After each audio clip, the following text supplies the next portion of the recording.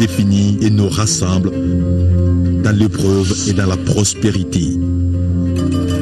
Comme un seul homme et pour un seul destin, nous ferons de toi, Mali, une terre de paix.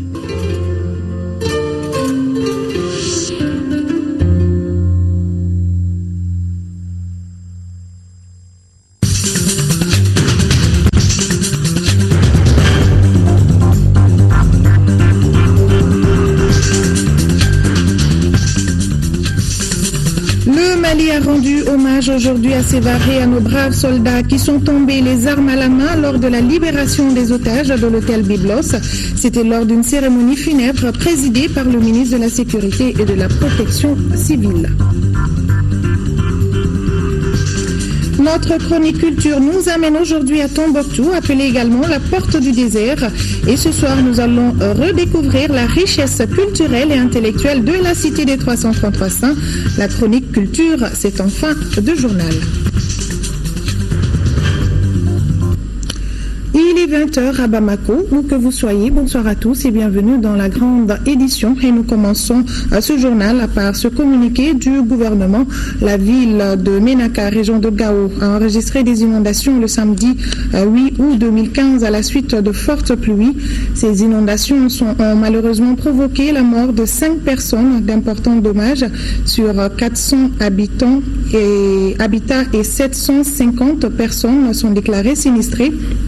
Les forages d'alimentation en eau de l'adduction d'eau de la ville, de par leur position dans la zone marécageuse, ont été complètement submergés, ce qui fait que l'eau au niveau des bornes fontaines n'est plus potable. Pour faire face à la situation, le gouvernement a instruit aux services compétents au niveau national et régional de prendre les mesures d'urgence qui s'imposent. C'est ainsi que les différentes réunions de crise avec la participation active des partenaires techniques et financiers stratégiques du sous-secteur de l'eau ont décidé de lever une mission urgente qui quittera Gao pour Ménaka le lundi 10 août 2015 aux premières heures. Le transport de la mission sera assuré par la MINISMA. Elle sera composée entre autres du directeur de cabinet du gouverneur de Gao et du directeur régional de l'hydraulique. Elle prendra des dispositions pour rendre disponibles pour les populations des kits de purification d'eau. Le gouvernement présente ses condoléances aux familles des disparus et exprime sa compassion à l'ensemble des populations touchées par ce sinistre. Le gouvernement continuera à gérer la situation jusqu'au rétablissement des conditions normales sur le plan de l'approvisionnement en eau potable et de l'assistance alimentaire des populations touchées. Je le disais il y a un instant, la nation a rendu un hommage aux soldats maliens qui ont perdu la vie lors de l'opération de libération des otages de l'hôtel Byblos de Sévaré. C'était à la faveur d'une cérémonie funèbre organisée en leur mémoire au camp Balobo-Bari de l'armée de terre de Sévaré sous la présidence du ministre de la Sécurité et de la Protection civile. Reportage Yacouba Maïga.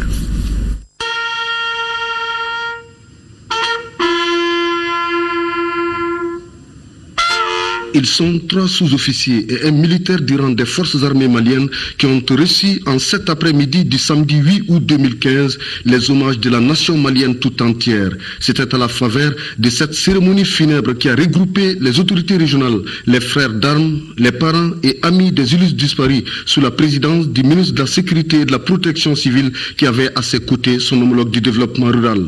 Les vaillants soldats, le sergent-chef d'aviation Boubacar Sidiki Koulibaly, le sergent-chef d'aviation Zantigui Doumbia, le sergent Djibril Kamara et les soldats de première classe Taïrou Kamaté sont tous tombés sous les balles des terroristes suite à la libération des otages de l'hôtel Byblos à Sévaré. C'était donc pour leur dire qu'ils ne sont pas morts pour leurs parents seulement, mais plutôt pour toute la patrie malienne reconnaissante. Leur disparition vient nous rappeler la vérité que nous oublions souvent, celle d'humeur, de simples humains. Bref, précaire et irrévocable, dans des circonstances et à des moments sur lesquels nous n'avons aucun contrôle.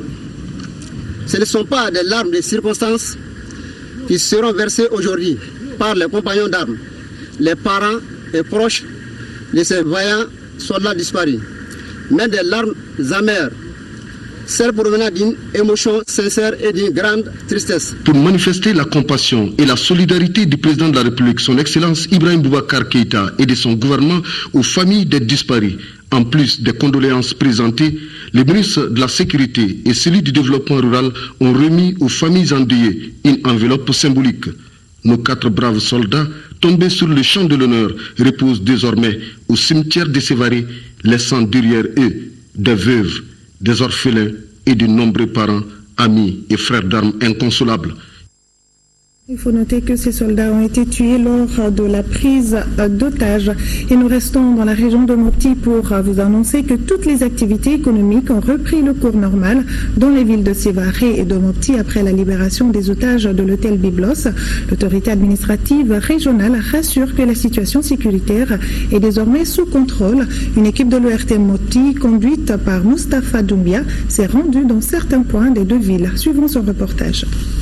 Après la libération des otages à l'hôtel Byblos de Sévaré, la vie reprend son cours normal dans la ville de Sévaré. Les centres de commerce, les stations d'essence, les alimentations, bref, toutes les activités économiques retrouvent leur souffle d'antan. Ce qui est encore plus illustratif, c'est la célébration des mariages qui n'a pas connu de changement, contrairement à ce que l'on pouvait imaginer. En réalité, moi je viens d'arriver, je viens de quitter Yuaru. Aujourd'hui quand même, on peut dire que ça va. Il y a l'animation partout. En même temps, les marchés quand même, bon, je peux dire que ça va, quoi. Aujourd'hui quand même, on est à personne. Avant-hier, ça va pas. Hier et aujourd'hui, maintenant, ça va quand même. C'est le même climat de quiétude qui prévaut également dans la ville de Mopti, à une dizaine de kilomètres de Sévaré. Ici, les populations vaguent tranquillement à leurs occupations. Grâce à cette intervention énergique des forces de défense et de sécurité, aujourd'hui, la situation sécuritaire est sous contrôle. La situation est entièrement maîtrisée dans la ville de Sévaré et même à Mopti. Les populations, en conséquence, peuvent vaquer sereinement à leurs préoccupations. Certains de nos interlocuteurs qui affirment être confiants et rassurés pensent qu'il faut désormais plus de vigilance. Et le Front populaire de l'Azawad, FPA, informe à la communauté nationale et internationale qu'il condamne les actes terroristes qui ont frappé les forces de sécurité maliennes à Rarousse et les coopérants internationaux à Sévaré au cours de ces derniers jours et présente ses condoléances les plus attristées aux familles des disparus. Il encourage également les services de sécurité maliens à être plus vigilants afin d'éviter que des populations civiles innocentes soient prises de parti lors des investigations dans la recherche des terroristes. Le FPA regrette que ces actes soient survenus pendant que notre pays vient de s'engager dans le processus de paix suite aux accords signés en juin dernier. Il réaffirme sa disponibilité et sa confiance au gouvernement malien, à la médiation et à toutes les parties engagées dans le processus de paix. Il reste cependant sceptique face au risque d'amalgame et d'arrestation arbitraire de tout Malien. Également le message de condoléances du président de la commission de la CEDEAO au gouvernement de la République du Mali suite à la prise d'otages à l'hôtel Byblos de Sévaré, suite à la prise d'otages crapuleux par des terroristes sans foi ni loi dans la journée du 7 août 2015 à l'hôtel Byblos de Sévaré. Je viens d'apprendre avec un certain soulagement que la collaboration vigoureuse des forces étrangères amies et les forces de défense et de sécurité maliennes a permis de mettre fin à cet attentat odieux. La CEDEAO condamne avec la dernière rigueur ces actes barbares qui sont d'autant plus incompréhensibles et inacceptables après la signature de l'accord politique pour la paix et la réconciliation nationale. Nous continuons donc ce journal. Le président de la République, Ibrahim Boubacar Keïta, renforce les capacités opérationnelles des services de santé des forces armées. Il vient de remettre 6 nouvelles ambulances équipées au FAMA, coût total du don, plus de 300 millions de francs CFA. Commentaire d'Audassili Kikara. Après sa visite aux blessés de guerre le jeudi dernier à la polyclinique de Kati, le président de la République vient au chevet des FAMA. Le chef suprême des armées a encore renforcé les capacités opérationnelles des services de santé des armées en leur remettant 6 ambulances équipées. Ce dont s'ajoute à ceux du jeudi dernier qui était également composé d'une ambulance médicalisée d'un hôpital de campagne et de 1000 moustiquaires imprégnés. Le tout pour un montant de 381 millions de francs CFA. La plus haute autorité autorités du Mali ne cessent de multiplier des gestes de solidarité et de compassion à l'égard de nos soldats. Ainsi, 110 millions de francs CFA ont été mis à la disposition du ministère de la Défense et des anciens combattants pour la prise en charge des familles des militaires tombés sur le théâtre des opérations. Pour le moment, plus de 90 familles sont concernées. L'accompagnement des blessés de guerre ne fait pas défaut. Pendant une année, ces blessés vont bénéficier des soins et des médicaments gratuits. Aussi, le CENI de Fassoyir Ouattong condamne avec la dernière énergie tous les actes terroristes et de guerre qui ne sauraient avoir ni explication, encore moins de justification, présente ses condoléances aux familles des disparus civils et militaires, souhaite un prompt rétablissement aux blessés, réaffirme sa solidarité avec les populations traumatisées de Sévaré, salue les femmes du Mali pour le travail remarquable abattu et leur réaffirme son soutien enfin l'engagement et la détermination du gouvernement à traquer et traduire en justice les responsables de cette ignoble attaque. L'ADEMA PSG également condamne sans réserve l'attaque terroriste perpétrée à Sévaré contre les forces de défense et de sécurité du Mali et des hôtes de notre pays le 7 août 2015. En cette malheureuse circonstance, l'ADEMA PSG présente aux familles des victimes civiles et militaires ses condoléances les plus attristées, adresse aux blessés ses vœux de prompt rétablissement. Également, le parrainat rend hommage appuyé aux forces armées et de sécurité du Mali qui consentent de lourds sacrifices pour notre liberté et notre quiétude. Il adresse ses chaleureuses félicitations aux forces spéciales de la gendarmerie nationale et leurs camarades français pour avoir neutralisé les terroristes à Sévaré. Il rend hommage aux membres des femmes tombées sur la route Djabali-Nampala à Raros, à Sévaré et partout au Mali. Il s'incline devant la mémoire des membres du personnel des Nations Unies morts à Sévaré. Il présente ses condoléances attristées aux familles éplorées, aux compagnons d'armes, à l'état-major et au gouvernement. Le parti UFC s'incline devant la mémoire des soldats disparus pour la défense de la patrie et de la liberté, souhaite prompt rétablissement aux blessés. Et puis la coordination des associations des ressortissants des cercles de la région de Mopti, résidant à Bamako, le réseau des communicateurs traditionnels pour le développement Récotrad, l'association des amis de la culture Peul Tabital Poulakou, la plateforme des femmes leaders du Mali, le collectif des associations musulmanes du Mali, condamnent tous avec fermeté l'attaque et les prises d'otages de Sévaré. Ils félicitent les forces armées pour leur courage et leur engagement et demandent au gouvernement de rechercher et de punir avec la dernière rigueur les auteurs de ces actes barbares. Retour à Mopti pour parler cette fois-ci de cette remise de motopompes. Ce geste est du programme Mali Nord et Prodi à l'endroit des producteurs agricoles de 52 périmètres irrigués villageois des régions de Mopti et de Tombouctou. Et nous retrouvons Yacouba Maïga. Les 52 motopompes sont destinées aux exploitants des périmètres irrigués des régions de Mopti et de Tombouctou. 16 de ces motopompes reviennent au cercle de Yuarou, 10 pour Niafunke, 12 pour Diré, 5 pour Gourmarazous et 7 pour les zones de Tombouctou et Gundam. C'est une action qui s'inscrit dans le cadre du programme Mali Nord IPRODI dont l'objectif est d'accroître la production et la productivité agricole dans une logique d'assurer la sécurité alimentaire dans les régions de Mopti et de Tombouctou. C'est encore montrer au peuple malien que nous sommes toujours là. Et c'est au moment difficile qu'il faut accompagner nos populations. Actuellement, ça nous fait 4 campagnes, nous sommes dans la région de Mopti, dans le cercle de Yuarou. Le principal obstacle à la réalisation des périmètres irrigués villageois est l'accès à la motopompe dont le coût est estimé à environ 11 millions de francs CFA. C'est pour lever cet obstacle, en évitant le surendettement des bénéficiaires, que le programme a livré les motopompes contre le paiement préalable d'une participation de 3 millions de francs CFA, représentant 30% de la valeur de la motopompe. Nous voilà aujourd'hui revenir et recommencer encore une nouvelle vie avec ce lancement de ces 52 motopompes sur les différents sites. Vraiment, c'est une joie.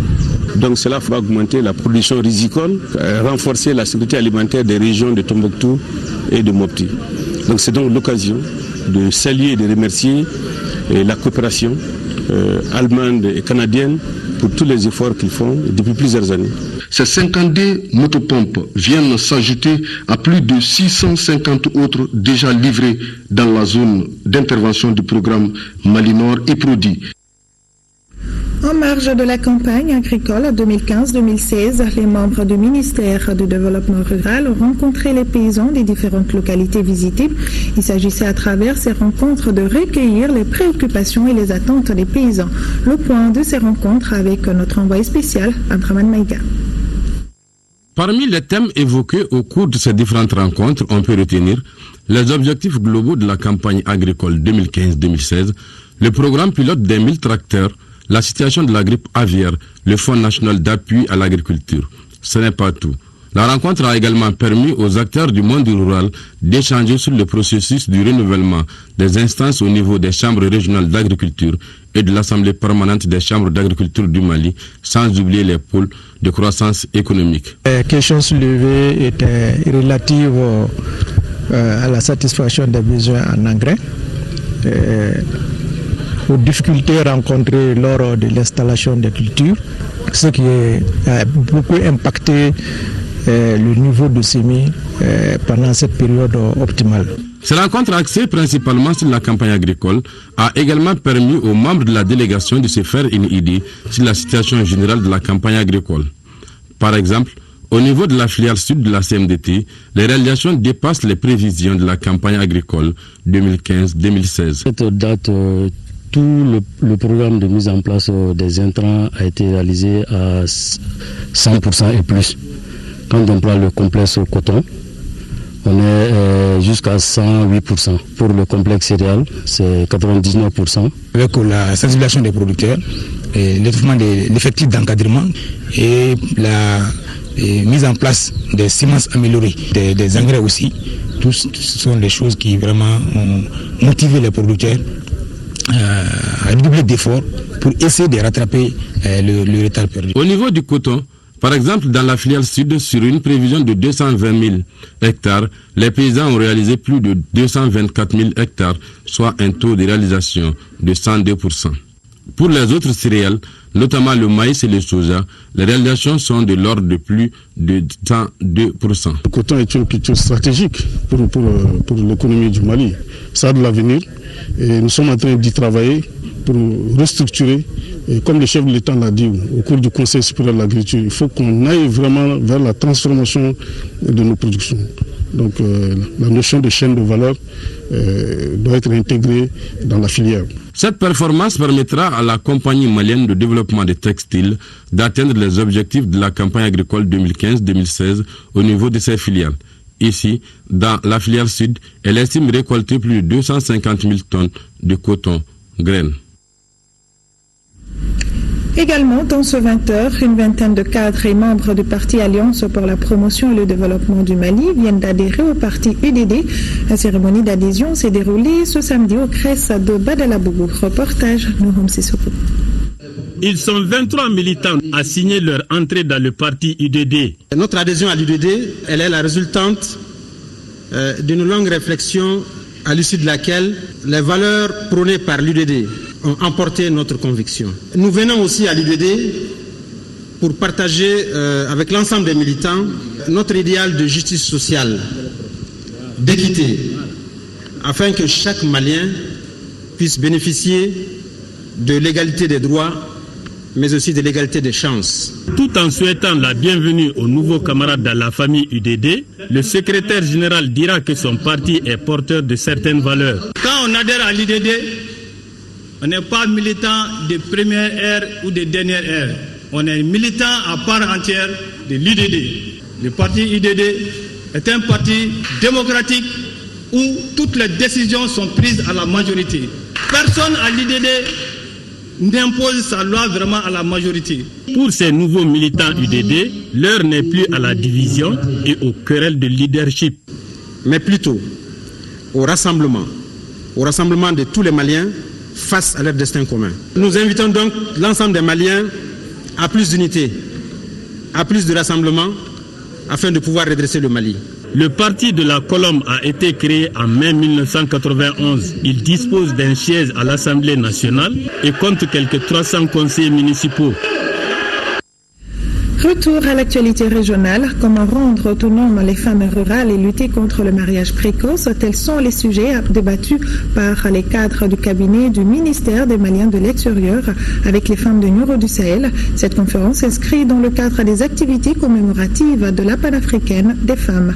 Le compte rendu de nos envoyés spéciaux, Boubacar Sissoko et Abdraman Keita. Lors de cette conférence débat, l'autonomisation des femmes des zones de départ massif concernant la migration et le mariage précoce des filles étaient les problématiques débattues par les cadres du ministère des Maliens de l'extérieur avec les femmes de Nioro du Sahel. Celles-ci ont donc saisi l'occasion d'évoquer les difficultés qui freinent leur autonomisation. Nous devons œuvrer pour que le combat pour l'autonomisation et le leadership de la femme soit de plus en plus une réalité. Félicitations aux pionnières qui l'ont vite compris. Il y a 53 ans, nos mères avaient déjà compris que tout projet de développement qui fait l'impasse sur l'autonomisation des femmes est voué à l'échec. Le seul combat qui vaille, c'est de donner à la femme toute sa place dans la société et que l'épineuse question de l'éradication du mariage précoce passe par une synergie d'action. Lors des échanges, il a été reconnu que l'autonomisation de la femme rurale se réalisera par son alphabétisation pour gérer l'économie locale et sa formation pratique à la transformation des produits de l'agriculture et du maraîchage.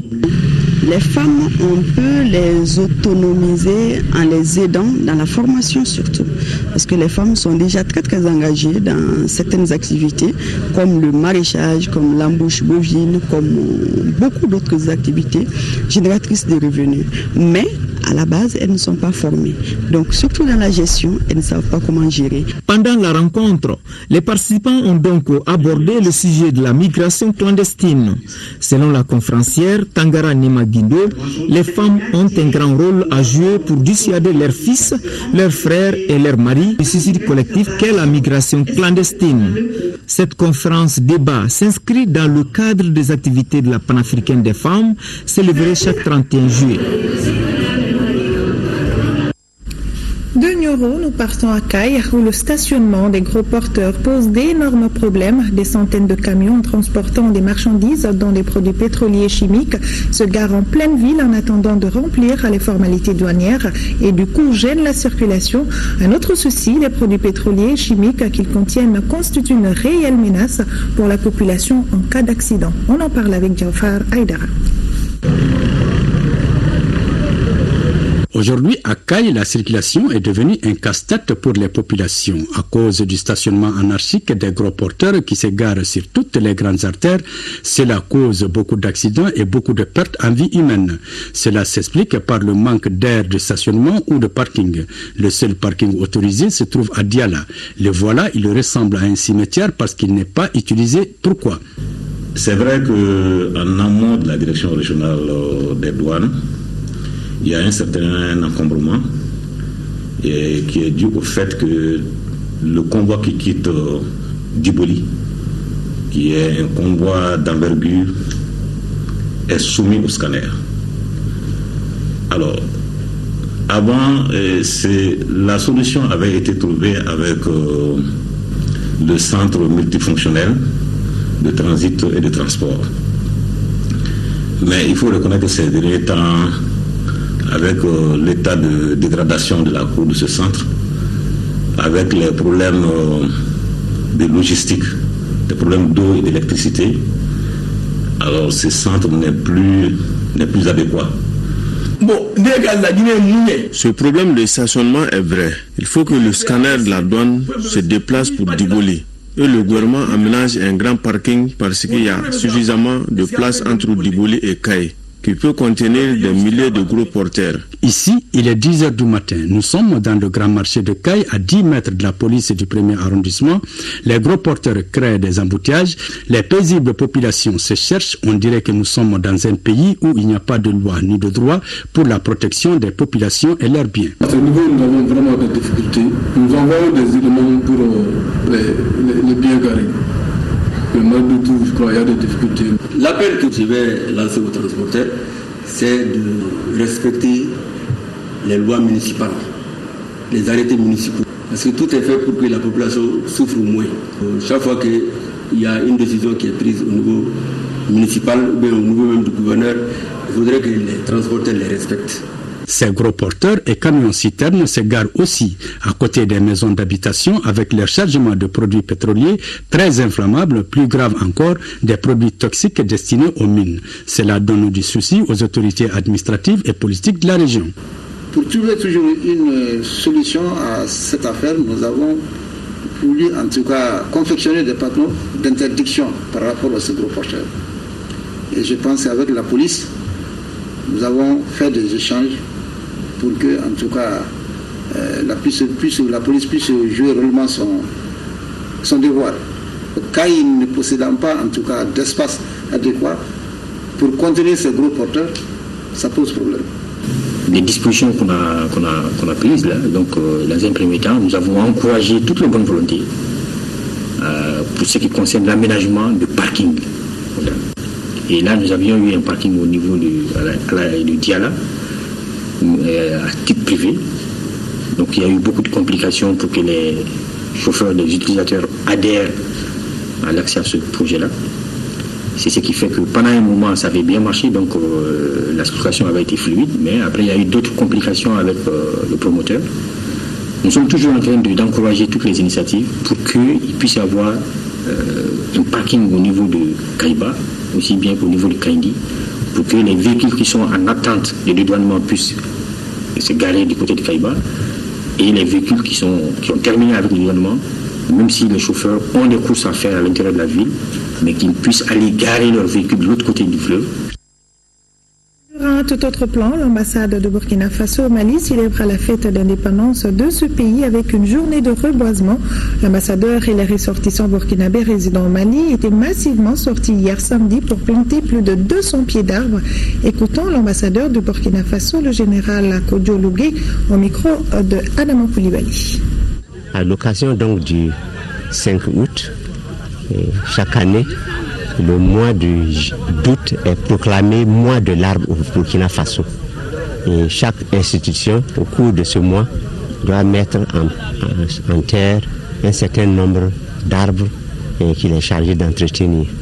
L'ambassade du Burkina Faso, dans le cadre donc de cette institution de l'État burkinabé, a approché la direction nationale des eaux et forêts parce que notre collaboration date depuis très très longtemps, plus de 2 décennies. Nous nous sentons entièrement maliens. Cela me donne l'occasion de me réjouir des avancées suite à la signature de l'accord de paix. Le Mali tend inexorablement vers la paix. Il faut donc profiter de cette occasion pour condamner, durant la semaine passée, ces actes ignobles qui s'est terminé par la prise d'otages qui est intervenue. Nous invitons tous ceux qui sont en marge donc de cette paix-là à revenir inexorablement à la paix. Car le Mali vaincra, le peuple malien sera uni, indivisible et sera développé, Inch'Allah. Remise de motos et de matériel informatique par le HCR à la Direction régionale du développement social et de l'économie solidaire de Gao. Au cours de cette cérémonie, certains réfugiés ont reçu des extraits d'actes de naissance et c'est parti pour le lancement d'une vaste opération de recensement des réfugiés. Boubacar Babletouri. Une cérémonie, un double sens. Il s'agissait dans un premier temps de la remise officielle de 9 motos d'été et 3 ordinateurs portables aux agents de recensement des réfugiés et déplacés. Dans un second temps, l'octroi d'extraits d'actes de naissance à certains réfugiés et déplacés de retour au Bercail. Cela fait suite à une vaste opération de recensement initiée par l'UNHCR en partenariat avec le Conseil norvégien pour les réfugiés NRC. Vous êtes tous au courant qu'en somme, l'acte de naissance est le document mère qui constate l'identité juridique de l'individu. De ce fait, c'est la clé d'avenir des enfants car permet à tous les individus la reconnaissance de ses droits. Le 27 mars 2015, un sous-accord a été signé entre le HCR et le ministère de la Solidarité à travers la DNDS pour la mise en œuvre de l'enregistrement des rapatriés suspendu depuis juin 2014. Fort de ce sous-accord, des agents enregistrés ont été formés du 20 juillet au 5 août dans le district de Bamako et les régions de Gao, Kidal et Mopti. Pour un montant de près de 17 millions de francs CFA, ces matériels vont renforcer les capacités des agents pour plus de résultats. Au titre de l'année en cours, le NRC compte remettre 600 extraits d'actes de naissance aux personnes réfugiées ou déplacées qui sont recensées. Actuellement, plus de 250 personnes ont déjà reçu ce document précieux. L'enregistrement des rapatriés est plus qu'important en ce qu'il permettra de savoir le profil, le nombre, la vulnérabilité, les besoins en protection pour planifier au mieux les activités d'assistance et de réinsertion économique à leur profit. Selon les statistiques de 2014 publiées par le gouvernement du Mali, plus de 35 000 réfugiés, dont 17 913 pour la région de Gao, sont déjà rentrés au Bercail. Dans le cercle de sang, pendant 4 jours, 252 mm de pluie sont tombés dans le village de Bako-Djegena. Cette précipitation a causé des pertes énormes en vivres, bétail entre autres. Une délégation du ministère du Développement social et de l'économie solidaire s'est rendue à Djegena pour apporter le soutien des autorités nationales aux sinistrés. Reportage Foussini Samaki. Des maisons en ruine, des champs inondés, des céréales et bétail emportés par le courant d'eau. Voici quelques dégâts causés par 252 mm de pluie tombés en 4 jours dans le village de Bako-Djegena, situé dans l'interfleuve du cercle des Sangs. Suite à ces sinistres, une délégation du ministère du Développement social et de l'économie solidaire a bravé les intempéries pour se rendre à Djegena. L'objectif était de soutenir les populations sinistrées. Ça montre encore une fois que les autorités sont toujours attentives à la détresse de nos populations. Je pense que le fait de braver les difficultés pour atteindre ce village aujourd'hui a été une satisfaction morale pour ces populations au-delà du geste symbolique qui leur a été apporté. Les bénéficiaires ont hautement apprécié ce geste de solidarité des autorités maliennes qui les réconfortent. Je suis très touché par ce soutien moral des responsables du pays. Nous savons que les autorités nationales pensent à nous à travers les efforts fournis pour atteindre le village. En plus de Djegena, d'autres villages du cercle des Sangs comme Sibougou sont touchés par ces précipitations. Et ce rendez-vous à suivre après ce journal à la traduction dans les langues nationales du communiqué du gouvernement relatif aux inondations à Ménaka qui ont causé également d'énormes pertes. Sport, football, Coupe CAF, Coupe de la Confédération, phase de groupe, le match de la 4e journée devant opposer cet après-midi le stade malien de Bamako à l'Espérance sportive de Tunisie a été finalement reporté à demain lundi au stade Modibo Keïta. Les explications avec Seragatou Sissé. Le stade Modibo Keïta affichait comble pour ce match Stade malien de Bamako, Espérance sportive de Tunisie au compte de la 4e journée de la Coupe de la Confédération. Les Tunisiens menaient au score à la mi-temps presque contre le cours du jeu. But de Samuel Emem et Jacques à la 23e minute. 5 minutes après la reprise, le match est arrêté par une forte pluie. La pelouse est totalement aspergée d'eau. L'arbitre central, le Sud-Africain Victor Miguel de Freitas Gomes, constatant l'impossibilité de continuer à jouer, décide de commun accord avec le commissaire du match d'arrêter le match à la 50e minute. Le score est de 1-0 pour l'Espérance. Selon le règlement spécial 2015 de la Confédération africaine de football, CAF, le match Stade malien de Bamako, Espérance sportive de Tunis, reprendra ce lundi à la minute à laquelle il a été interrompu, c'est-à-dire à la 50e minute, avec le même score, les mêmes joueurs sur le terrain, les mêmes remplaçants et les mêmes cartons s'il y a lieu. Toute sanction imposée, toujours selon le règlement de la CAF, avant que le match n'ait été interrompu, reste en vigueur pour le reste de la rencontre. Je le disais dans les titres, la ville de Tombouctou, appelée aussi la porte du désert, a été le centre de la rencontre entre l'Afrique blanche et l'Afrique noire. C'est ce qui explique en partie son aspect cosmopolite, sa richesse culturelle et intellectuelle. Retour sur l'histoire de cette cité légendaire dans ce dossier culturel, une réalisation de Cheikh Oumar Sangaré avec la collaboration de Chirfi Moulay de l'ORTM Tombouctou.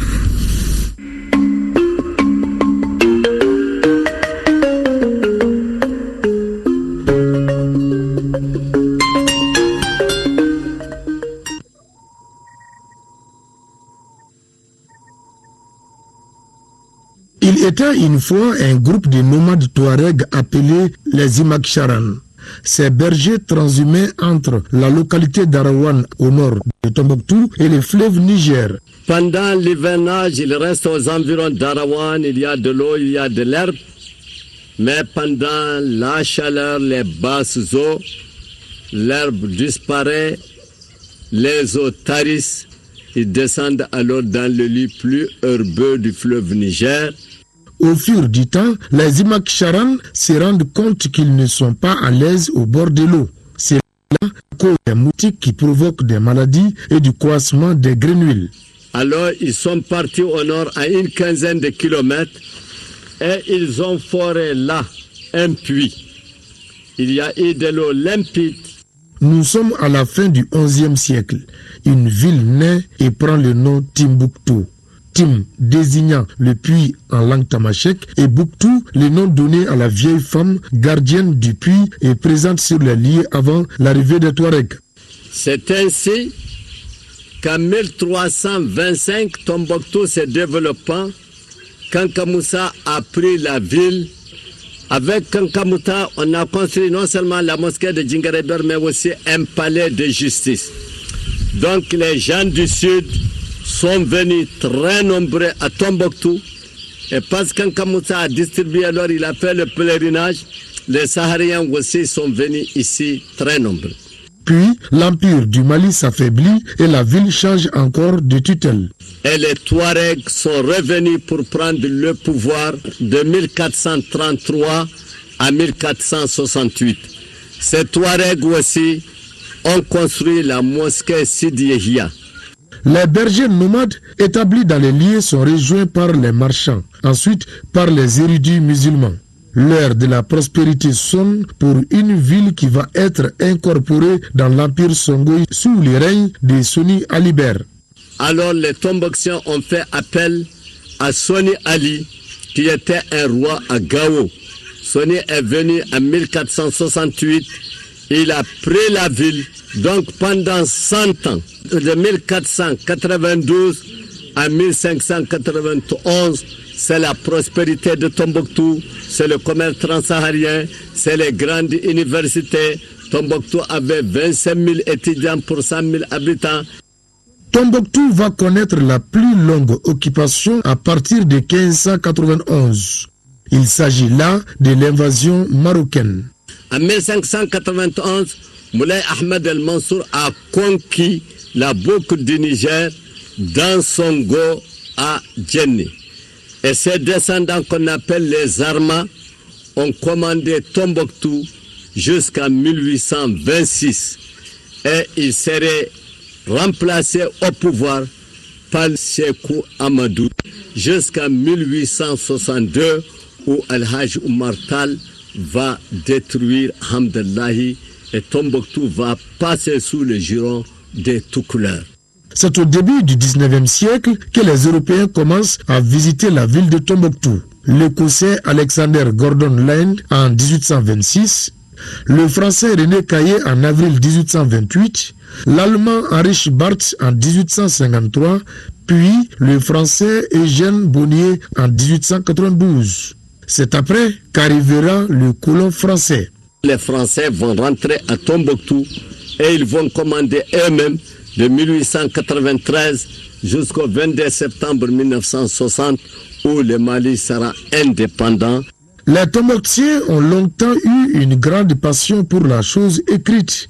C'est pourquoi la ville possède aujourd'hui l'un des plus grands patrimoines intellectuels d'Afrique. Les manuscrits anciens qui constituent un témoignage éloquent du savoir, de la bienséance et de l'hospitalité légendaire propre à la ville.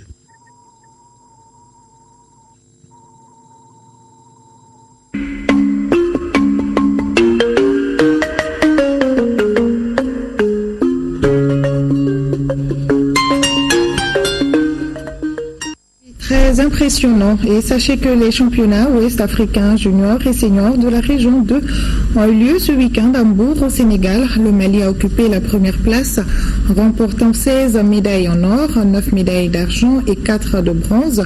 Fatmata Sako a obtenu le trophée de la meilleure athlète féminine junior. Celui des garçons est revenu à Amadou Kayantao. Djenebou Dante a pour sa part battu le record du Mali aux 400 mètres. La délégation malienne regagne Bamako demain. Également, Stade malien de Bamako et l'Espérance sportive de Tunisie, c'est demain lundi à partir de 16h30. L'entrée au stade Modibo Keïta est gratuite. Et ce rendez-vous, Mariam Sey reçoit sur le plateau de questions d'actualité de ce soir des femmes leaders. Elles vont débattre du thème émergence de l'Afrique à l'horizon 2035. Quels défis, opportunités pour une participation massive des femmes? Question d'actualité, c'est donc juste après ce journal.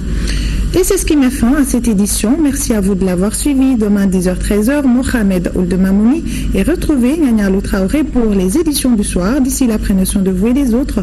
Bon début de semaine à tous et ensemble pour un Mali uni et fort.